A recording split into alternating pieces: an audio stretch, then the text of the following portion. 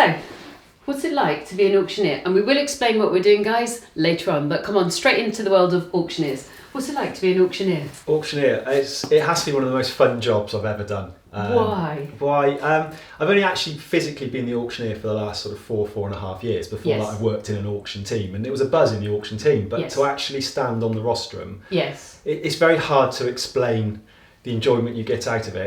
There's so many emotions up there. It's one of the most nerve-wracking things I've ever done. Because I've got everybody watching me. I've got my clients in the front row watching me. I've got my bosses at the time watching me, all judging me, all have their expectations of me, all remembering what my predecessor was like, and am I as good as them? So lots of pressure on you. On your performance. On your performance. Well, the company is the performance. You've got your clients wanting to get the best price you can for them. So there's all those pressures on you, but the buzz you get from certainly selling the properties that you've got an emotional tie-in with, it's fantastic. You can't beat it. It's one of the best things I've ever done. So when the hammer goes down, the hammer goes down, you're at the top there buzzing. Absolutely, and especially when you've got, as I say, you've got emotional tie-in. So there are sometimes with some clients or certain properties where you've had great dealings with the clients. It's been an emotional roller coaster for them. For it to finally be sold, and you just know what it means to them. So for some clients, doesn't really matter, it's sold, move on to the next one. So for them it's quite transactional. Definitely, a lot of clients it's transactional, a lot of clients it's just it's a number on a sheet, get it sold, move on to the next one. They're not even in the room, they're not on the auction, they'll hear about it tomorrow. Some clients, they've really, it's a property, it's their parents' property, or it's a property they've been struggling to sell for the past 8 or 9 months. It's making them ill, it's making them stressed, and they just want closure. And you just know after meeting them a few times, the relief that we going through them, that it's sold, we can move on, we can get back on with our lives. So it's actually about helping and serving your clients, and that gives you the buzz. Oh, massively, yeah. Definitely helping the clients is one of the biggest pluses, I think, of the job, is actually having satisfied clients. Yes, I want to sell everything. Yes, we're a business. We're here to make money, but actually having the satisfaction of selling a property, certainly especially ones that have been on the market for a while and other people have failed. It sounds daft to say that, where it's not happened, it's not worked, and they've come to me and I've managed to give them the advice, got the job done, it's sold, and they can move on with their lives. Grand. And that buzzes for you. How about when you get an amazing price for something? What's that like as an auctioneer?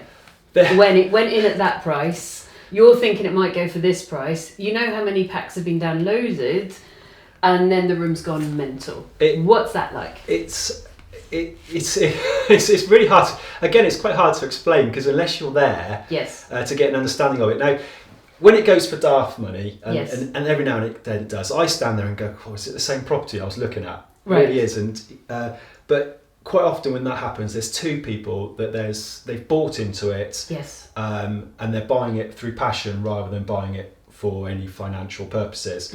And you just sense, you can sense in the room once it gets to a figure, and the room sort of goes, it's like a bit of a hush.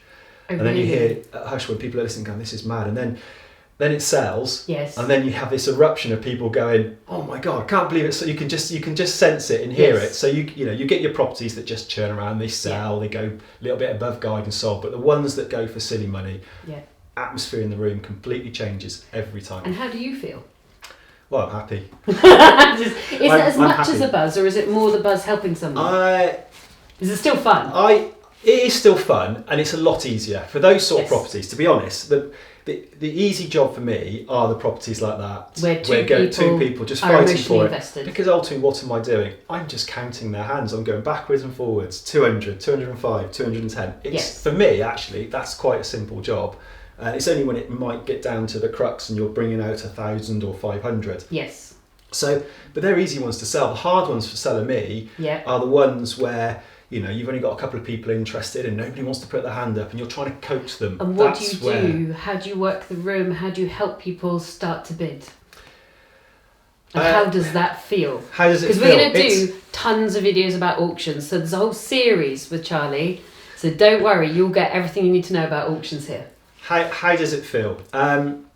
It's what I tend to find is generally in most properties, people don't like to be the first bidder. Interesting. Now, I've never understood myself why that is, because what does it matter if you are or if you're not? Because, generally, you don't start the bidding at higher than the guide price. You don't start higher than that. So yes, I understand there's a risk that if you're the first bidder and it sells at that, you could have got it for less. But in reality, in the auction world, does that happen? No, it doesn't. Yes. Generally, the bidding will always start below wherever the guide reserve prices is. Now, what will happen is, I use different forms of getting people started, because if you do the same thing every time, it just gets a bit monotonous. So, and if somebody's a regular, they're like, aye, I know what he's up to. Exactly. So sometimes they just come in and bid. I'll go, guide price is 130, someone start me at 130, and they put their hand up, and I'm like, oh, this is brilliant. I love this, and we just get going, and it's brilliant. Other times go 130, you're asking around, nobody's doing it, 120, 110. Now, they've now got to start to decide, where do I go? Yes. Now, there's a couple of scenarios that happen there. One, I just go, look, I'm not going lower than 110, it's worth more than that. I'll start with 110 and we're moving on. Right. And then somebody will go, okay, I'll bid and get it going. But that's a risk for you, because it might not be sold. It is a risk. And it's a fast decision. It is a risk, but if I know that there's people that are interested, then it's quite a calculated risk. Got you. Okay.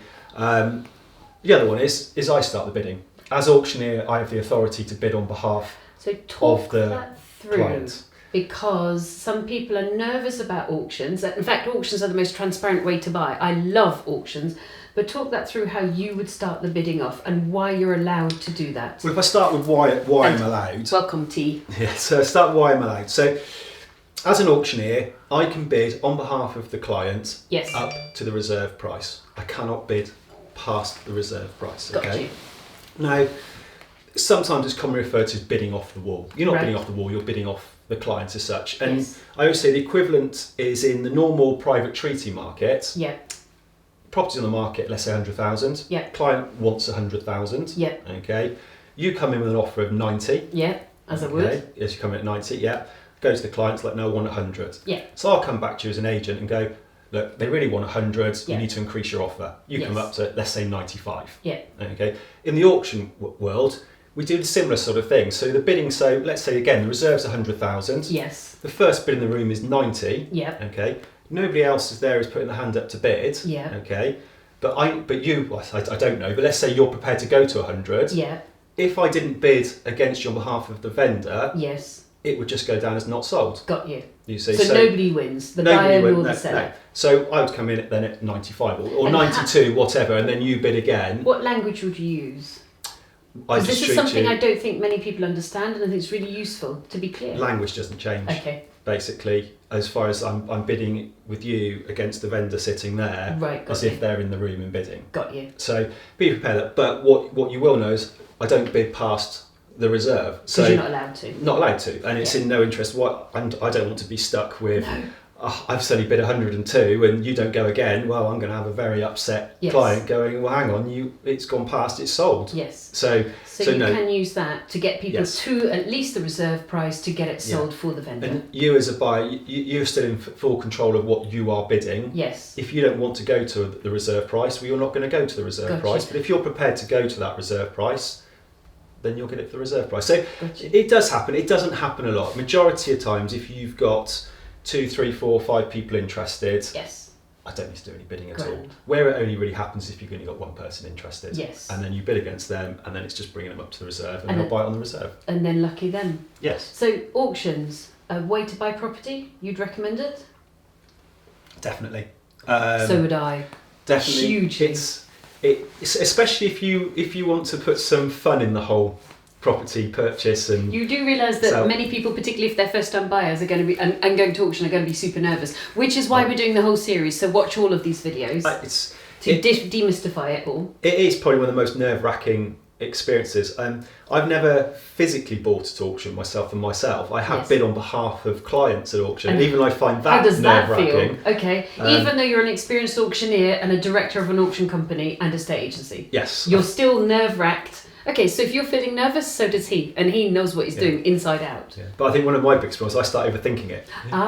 Because I know what's going on at the other side, I start thinking too much my side, and it's like, don't just go and bid, just let it be. But no, it is nerve-wracking, and you can see the nerves in the room. Yes. There is no doubt, and you can see when you've got bidders, you can see the ones that really are, they're shaking. They literally are shaking. But it's exhilarating, and once it's done, you know, you can just see the faces and sometimes relief, sometimes the exhilaration. The ones I always love is when you get like a bit of a fist pump afterwards. And you can see how it's just that whole expansive relief. But it's it's scary, but you are in control. Yes. You see it happening. Yes. And it happens. It's a done deal. Yes. It's done. That's the bit I like. Rather than this, you know, you can go and make an offer to an estate agent, and fingers crossed 3 months later, well, it's not 4 months later probably now, because it's getting longer and longer, you might exchange and complete. No, I like 28 days and it's done. It's 28 days, but you know your offer's made on the night, you've exchanged, you can move on with your life, so you know where you are. Yeah. And your auction house, for people to have a good look at your website, is? So auction house is Straker's Auctions. Yeah. We generally cover majority of Wiltshire, a bit of Bath, occasionally pop down into Bristol, etc. So, and the website is just the name, it's www.strakers.co.uk. And how do you spell Strakers? Because I want you to go and check out their website. If you've never looked at an auction house before, go check out their website. Well, it gets spelled many ways on the post, but it's STRAKERS. There you are. Thanks very much. Watch all of the other videos on auctions. Learn my favourite way of buying discounted property. All right. Sourcing discounted deals is how you make serious money in property. But how do you start? Free checklist. Click, link, download now.